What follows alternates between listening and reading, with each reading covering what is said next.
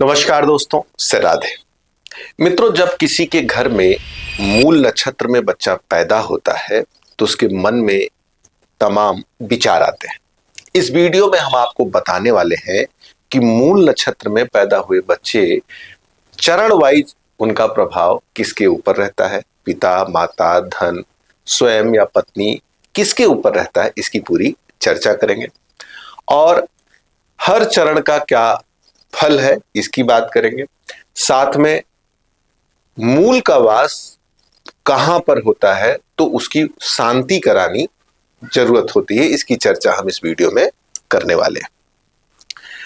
मैं अंशुल त्रिपाठी, आपका ज्योतिषविद एवं वास्तु शास्त्री, और आप देख रहे हैं अपना पसंदीदा चैनल एस्ट्रो अवध। विषय पे आते हैं। सबसे पहले मूल नक्षत्र 27 नक्षत्रों में एक नक्षत्र है जिसमें जब बच्चा पैदा होता है तो कहीं न कहीं से यह अपने आप में थोड़ी सी दिक्कत का कारण बनता है।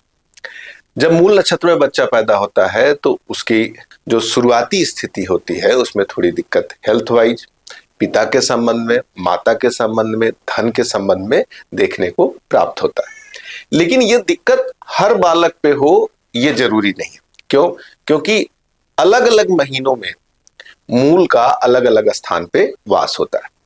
तो यहां पर हम आपको शास्त्र में जो बताया गया है कि महीने के हिसाब से मूल का कहाँ वास होता है वह हम आपको सबसे पहले बताते हैं। सबसे पहले हिंदी के महीने से ही शास्त्रों के द्वारा बताया गया।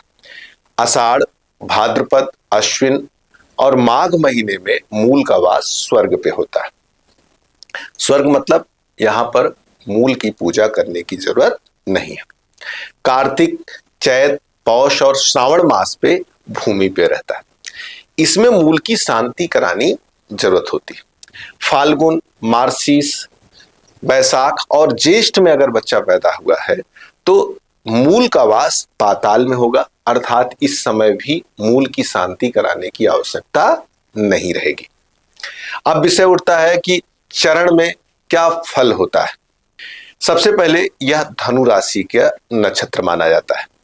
0 से लेकर 13 डिग्री तक नक्षत्र धनु राशि में रहता है और जिसका स्वामी बृहस्पति होता है। धनु राशि के साथ साथ इसका वर्ण क्षत्रिय होता है, वत्स्य जो है मानव होता है और योनि श्वान की होती है, गण राक्षस होता है, नाड़ी आदि होती है। ये सभी बिंदु जातक के व्यक्तित्व को प्रभावित करते हैं और विवाह में इसका खास तौर से प्रयोग किया जाता है।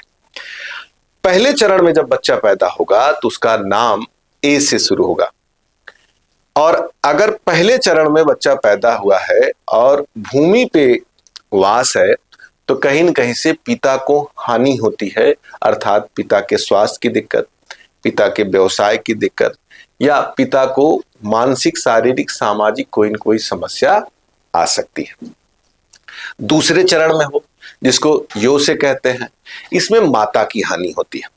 कई बार देखा जाता है कि जब ये बच्चे पैदा होते हैं तो माँ घर में थोड़ा सा परेशान, उपेक्षित, स्वास्थ्य से दिक्कत, या जन्म ऑपरेशन से होता है, या जन्म के बाद माता का हेल्थ जो है वो थोड़ा सा प्रॉब्लम में रहता है। फिर तीसरे चरण की बात करें जिसका पहला अक्षर भा से होता है। अगर इसमें बच्चा पैदा होता है तो थोड़ी सी आर्थिक समस्या देखी जाती है। बच्चे के पिता के जॉब में दिक्कत आ सकती है। बच्चे के जन्म के बाद घर में थोड़ा सा किसी व्यवसाय में रुकावट हो सकती है। कोई बनता काम कहीं न कहीं से बिगड़ सकता है। चौथे चरण की बात करें तो चौथे चरण का पहला अक्षर भी से होता है और इसमें जब बच्चा जन्म लेता है तो शास्त्रों का मानना है कि शांति कराने से जो दोष है वो खत्म होते हैं। जैसे घर में, परिवार में आर्थिक रूप से जो भी दोष आ रहे हैं वो शांति कराने से खत्म होते हैं। अब विषय उठता है कि इसकी शांति कैसे होती है। शास्त्रों का मानना है कि जब बच्चा जिस दिन जन्म लेता है और जिस नक्षत्र में जन्म लेता है वही नक्षत्र लगभग 27 से 28 दिन पर पुनः आता है। उस दोबारा आने वाले नक्षत्र पर माता और पिता और बच्चा ये तीनों साथ बैठकर बाकायदे विधि विधान पूर्वक, क्योंकि मूल शांति की पूजा थोड़ी सी व्यवस्थित कराने से ही इसका फल मिलता है, फिर जिस नक्षत्र में जन्म हुआ है उस नक्षत्र के मंत्र का जाप होना और तमाम वो संस्कार और प्रक्रियाएं होती हैं, तब जाकर मूल की शांति होती है। मूल नक्षत्र में जब बच्चा जन्म लेता है तो कहीं न कहीं से इन्फेक्शन, एलर्जी, स्वास्थ्य की दिक्कत होने की संभावना रहती है। ऐसे तो मूल नक्षत्र बहुत अच्छा नक्षत्र माना जाता है ऊर्जा की दृष्टि से। मूल नक्षत्र में पैदा हुए बहुत सारे लोग बहुत ज्यादा जीवन में ऊंचाइयां प्राप्त कर चुके हैं। तो गार्जियन सबसे पहले मूल देखकर डरे ना, पहला काम करे कि वो किस महीने में जन्म लिया है। अगर आषाढ़, भाद्रपद, अश्विन और माघ में लिया है तो बिल्कुल मत परेशान होइए, थोड़ी सी शांति, पूजा पाठ से आराम मिलेगा क्योंकि स्वर्ग में है। फाल्गुन, मार्गशीर्ष, बैसाख और ज्येष्ठ में है तो पाताल में है, इसमें भी परेशान ना होइए। कहाँ पे ध्यान देना है?